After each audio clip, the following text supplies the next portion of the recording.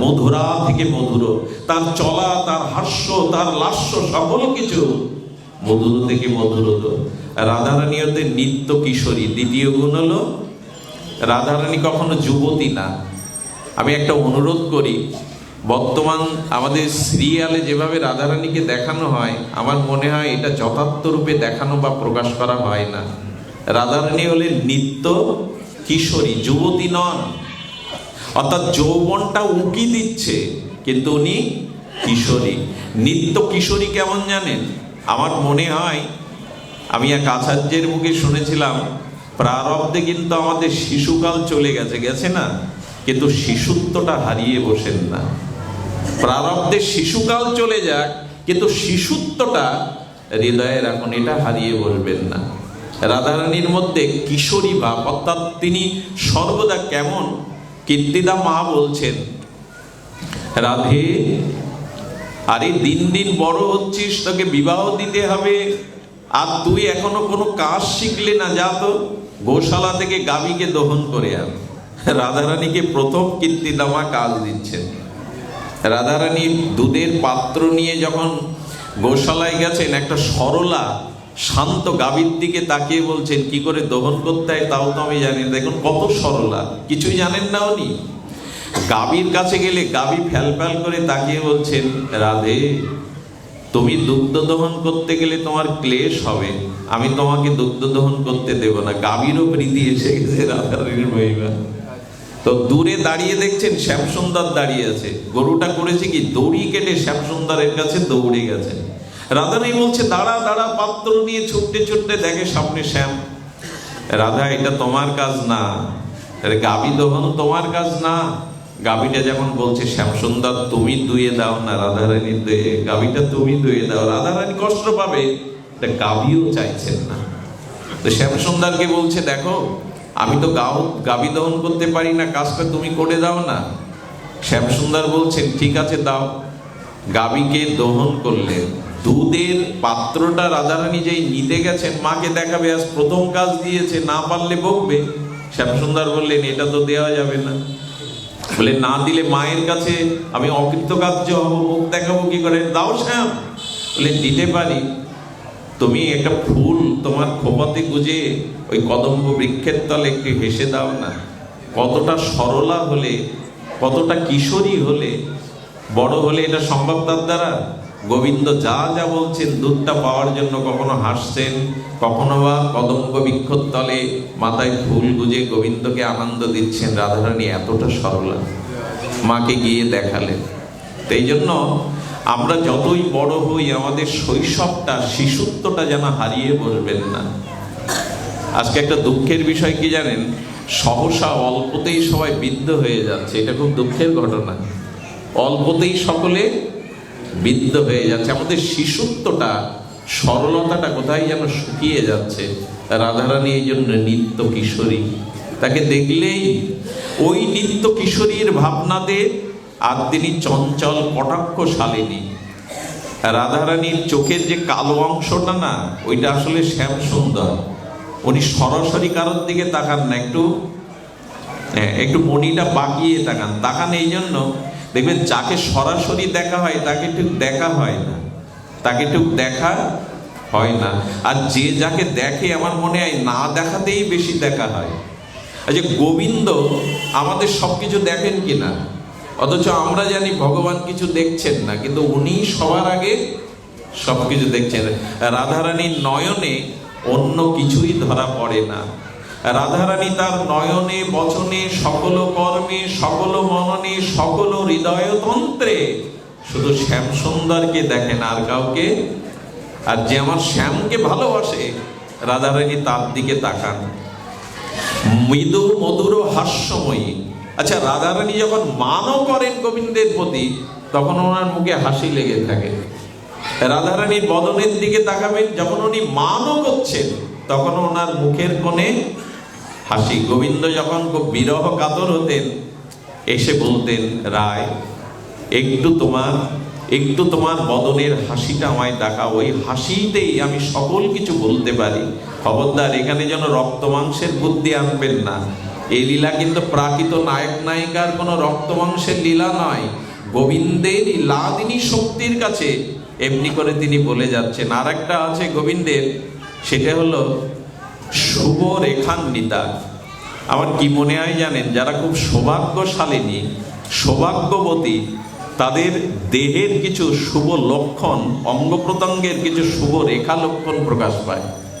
আমার মনে হয় মানুষের ভেতরের ভাবনাটা তার রূপে এসে ধরা দেয়। এই জন্য যাদের ভিতরে সৌভাগ্য আছে তাদের কিছু রেখা, তাদের কিছু বাহ্যিক লক্ষণ, আমি এমনও দেখেছি রানীর মতো সুন্দরী তারা লোকের বাড়িতে বাসন মাজছেন, অথচ সুন্দরী না, তারা রাজত্ব করছেন। এটার কারণ তিনি সৌভাগ্যশালিনী। রাধারানীর প্রতিটি অঙ্গের মাঝে, যেমন যার গলাতে দেখবেন 3টে রেখা, এই যে গলা ভাঁজ পড়লে যা 3টে রেখা, রাধারানীর গোবিন্দের এই 3টে রেখা, এটা 3টা রেখা সহজে হয় না, যার হয় জানবেন সে অনেক সৌভাগ্যশালিনী। তো রাধারানীর মধ্যে ছিল এই রেখান্বিতা, শুভ রেখান্বিতা। গুণ না থাকলে কেন গোস্বামীগণ তারই উপাসনা করবেন? আচ্ছা, তার মধ্যে আরেকটি গুণ হলো করুণাময়ী। এটা বলেই আমি বিশ্রাম করছি। কি গুণের কথা বললাম? এটি আমার অন্তিম বিশ্রাম কথা। রাধারানীর করুণা সবকিছু ছাপিয়ে গেছে। রাধারানী করুণাময়ী বলেই তো তার চরণ, তার আশ্রয়, তার নাম, তার গুণগুণ, তাকেই কেন আমরা উপাসনা করব? গোবিন্দেরও অত করুণা, আবার বলি গোবিন্দেরও এত করুণা নাই, রাধারানীতে যে করুণা আছে। রূপ গোস্বামী একদিন সকালবেলা ভাবছে, আপনারা এই জায়গাটা ব্রজ দর্শনে গেলে যাবেন, এই জায়গাটা রূপ গোস্বামীর ভজনচলী টের কদম, নামটা একটু বলে দিই। এই কাল কোলাহলের দিনে এখনো ওই জায়গায় গেলে আপনি অনুভূতি পাবেন। জায়গাটার নাম টের কদম। এই টের কদমে রূপ গোস্বামীর ভজনস্থলী। সকালে বসে বসে ভাবছে, রাধারানীকে কতদিন একটু পরমান্ন দেইনি, যদি একটু পরমান্ন দিতে পারতাম। যেই মনে করেছে, সঙ্গে সঙ্গে একটা বালিকা সামনে এসে দাঁড়িয়েছে। বালিকাটার রূপে জ্যোতিতে টের কদমের বৃক্ষগুলো আলোকিত হয়ে গেছে। বলে, বাবা বাবা, আরে এটা নাও তো, একটু দুধ, একটু সুগন্ধি চাউল, একটু কিশমিশ দানা, এগুলি নাও। বলি, তোমাকে এগুলো কে দিল? বলে, মা পাঠিয়ে দিয়েছে, তোমরা চোখ বন্ধ করে সবসময় ভজন করো, তো তোমাদের সেবায় কিছু লাগবে, মা পাঠিয়েছে, এটা নাও, একটু ধ্যান দিন।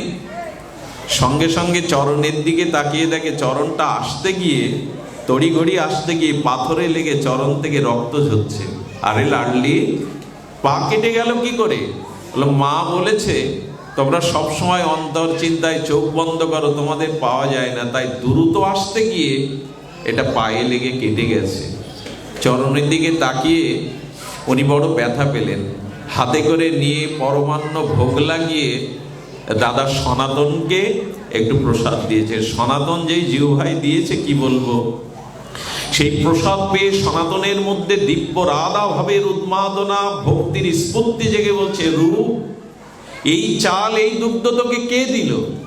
আরে এখানে কে দিল তোকে এই দুগ্ধ? বলে, এক ব্রজ বালিকা দিয়েছে। সঙ্গে সঙ্গে সঙ্গে সঙ্গে বলছেন, এই প্রসাদ বালিকা দেয়নি রে, ওরে এটা বালিকা দেয়নি, স্বয়ং রাধারানী তোকে এটা দিয়ে গেছে। এই অপূর্ব আস্বাদ্য প্রসাদী সুগন্ধ রাধারানী ছাড়া আর কেউ দিতে পারে না। রূপকে শাসন করে বললেন, কোনো দিন যেন কোনো কিছুর আশা হৃদয়ে করবে না। ওরে, পরমান্ন দেওয়ার আশায় রাধারানীকে এসেছে দেওয়ার জন্য, আর কোনো দিন কোনো কিছু মনে চাইবে না। তাদের ভজন করতে এসেছো, তাদের কাছে কোনো প্রার্থনা করবে না। এই হলো রাধারানীর কৃপা। পথে যেতে যেতে রাধারানী রাত্র দিব্যহরে অভিসারিকা হয়ে নিত্য লীলায় চলেছে। রাধারানী হঠাৎ করে দেখছে কে যেন আর্তনাদ করে ডাকছে, হা কিশোরী, হা কিশোরী। রাধারানী থমকে গিয়ে ললিতাকে বলছে, ললিতা দেখ না, কে আমায় কিশোরী মণি বলে ডাকছে। ললিতা বলছে, পোড়ার মুখী, এই জন্য তো তোর সাথে থাকা একটা যন্ত্রণায় পড়াও। বউ হারা এক পাগল। পাঞ্জাবের এক যুবক বিয়ে করেছিল সুন্দরী রমণী, তার বইয়ের নাম কিশোরী, সে মারা গেছে। উন্মাদ হয়ে ঘুরতে ঘুরতে ব্রজমণ্ডলে এসে রাত দুপুরে ঘুম নেই, তার স্ত্রীকে ডাকছে কিশোরী। তোর মাথা খারাপ হয়ে গেল? আমায় বলুন না, রাধারানী জানে না ও কাকে ডাকছে? রাধারানী জানে, জেনেও দাঁড়িয়ে পড়েছে ললিতা। ওর ডাকের মধ্যে বড় আত্মনাদ আছে, আমার নামও তো কিশোরী, যা ওকে আমার কাছে নিয়ে যায়। আরে ও বউ পাগলা, উন্মাদ, যেই হোক ও তো কিশোরী বলে দেখছে। এই করুণা কার আছে গো? কার এই করুণা আছে? সঙ্গে সঙ্গে ললিতা বলছেন, আরে পুরুষ দেহ নিয়ে তো লীলাতে আসবে কি করে? রাধারানী বললেন, আমার চরণ ধুলো নিয়ে যা। আমার চরণ ধুলিটা ওর মস্তকে দেওয়ার সাথে সাথে এই পুরুষ দেহ পরিত্যাগ করে আমার কিশোরী রূপ নিয়ে নেবে। যা আমার কাছে নিয়ে আয়, যা আমার কাছে নিয়ে আয়। সারা জীবন রাধারানীর ভজন করেনি, শুধু একটুখানি ডাক পৌঁছে গেছে, হা কিশোরী তুমি কোথায়? এই ডাকেই ললিতা তাকে চিরদিনের সখী করে রাধারানীর চরণে আনলেন। আপনাদের অনুরোধ করব, এই যুগল উপাসনা হৃদয়ে যার একবার ওই চরণ চিন্তা, একবার এই লীলা মাধুর্য চিন্তা হৃদয়ে এসেছে, এ জগতে প্রেম ভক্তি তারই অধিকারী প্রেমময়ী রাধারানী, করুণাময়ী রাধারানী। আর সারা বিশ্বব্যাপী কেন রাধা নামের এত প্রকট হচ্ছে? কেন রাধা রাধা বলতে বলতে ব্রজবাসী সহ বৈষ্ণবরা এত উতাল হয়? কারণ করুণা কৃষ্ণের থেকে কোটি গুণ করুণা রাধারানী। রাধারানী ব্রজমণ্ডলে নিত্য লীলা অভিসারিকায় যেতে যেতে পায়ে একটা মৃত সিগাল বেঁধে গিয়েছিল, সিগাল মরে পড়ে আছে। রাধারানী বললেন, বিশাখা দেখ তো আমার পায়ে কার স্পর্শ হলো? আরে রাধা, তোকে আবার স্নান করতে হবে, শৃঙ্গার করতে হবে, তো মরা শিবা পড়ে আছে, সিগাল পড়ে আছে। রাধারানী এসে বললেন, আমার চরণে স্পর্শ যার গায়ে লাগে সে শিবা হতে যাবে কেন? দেখ আমার কোন সখী পড়ে আছে, আমার চরণ যার স্পর্শ লাগে দেখ সে শিবা নাই, তাকিয়ে দেখ এক নিত্য কিশোরী সখী ওখানে। ওটে প্রণাম করে বললেন, এত করুণা তোমার, এত কৃপা তোমার। আমি বনের সিগাল ছিলাম, তুমি আমাকে সখী রূপ দিয়ে দিলে। রাধে, তাহলে আর একটা বর দাও। এই স্থানে যাদের দেহ অন্ত্যেষ্টিক্রিয়া করা হবে তারা যেন তোমার চরণ পায়। ওই স্থানটার নাম এই জন্য শিবাখর রাখা হয়। ব্রজবাসীদের বাবাজিদের ওখানে দাহ করা হয়, রাধাকুণ্ডে শিবাখর। এই করুণা থেকে কেন আমরা বঞ্চিত হব? এটা মহাপ্রভু এই রাধা ভাব নিয়ে আমাদের করুণা করতে এসেছিলেন। এবে অস্ত্র না ধরিলা প্রাণে কারো না মারিলা, চিত্ত শুদ্ধি করিল সবারে। আসুন, শ্রী গৌরাঙ্গ নিত্যানন্দের কৃপায় রাধারানীর চরণাশ্রয় হোক আমাদের উদ্দেশ্য। আজকে যে মাতাজির উদ্দেশ্যে এই অনুষ্ঠান, একটু প্রার্থনা করুন ওনার বিদেহী আত্মা যেন রাধারানীর কৃপা প্রাপ্ত হয়। উনি যেন দিব্য ধাম বাসিনী।